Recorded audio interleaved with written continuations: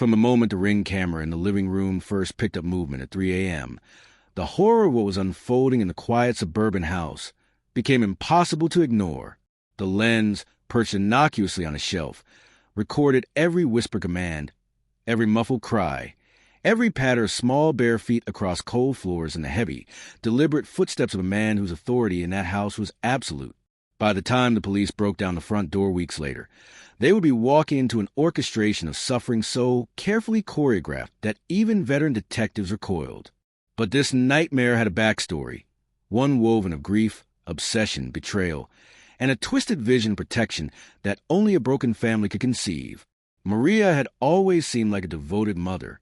A widow since Sam, her husband, died in a car accident 3 years ago. She poured all her energy into raising her 10-year-old son, Noah.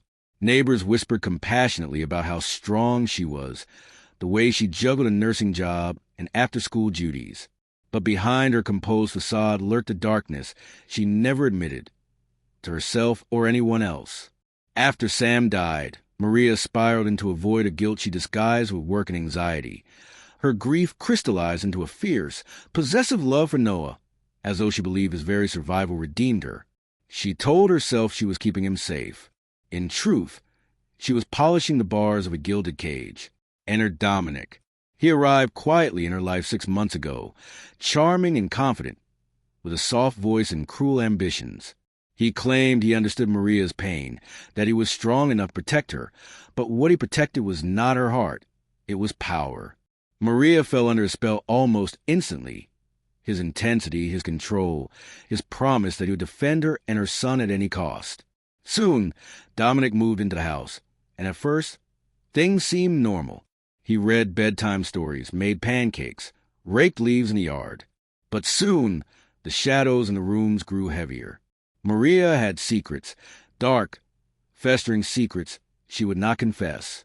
She had once thought she could soothe her emptiness with work, but the day she met Dominic, she saw in him a way to punish herself, a way to be punished. In his eyes she read suffering as a virtue, pain as atonement.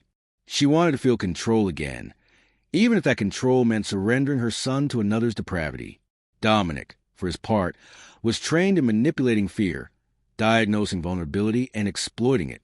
He whispered to Maria about her dysfunctional attachment to Noah, painting him as fragile, weak, a threat if left unchecked. He said he could discipline the boy, reshape him, toughen him, and eerily Maria agreed. The Ring camera captured the first small sign.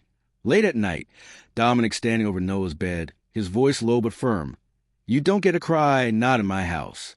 The child stilled, wide-eyed, as if waiting for a verdict. Maria sat nearby, her hand trembling, her eyes distant. She wasn't intervening. Instead, she watched, as though the punishment itself foreshadowed some twisted rite. Over the next weeks, the discipline escalated. What began as verbal reprimands metastasized into hours of standing in corners, deprivation of food, forced isolation. The camera recorded Dominic pacing, guiding, controlling, while Maria lingered nearby, a ghost among the shadows. Escalating still, the tension grew more psychological than physical. Dominic imposed rigid routines, demanding obedience, control, and silent submission.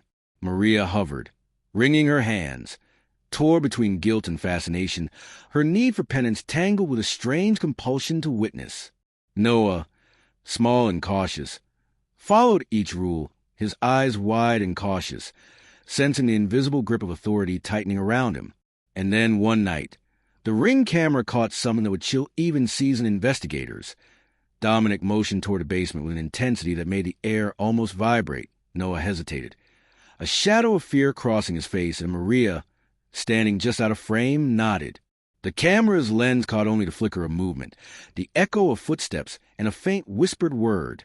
Then darkness. The screen blinked, and the footage ended. What happened in the basement that night? And how far had Maria allowed Dominic's control to go?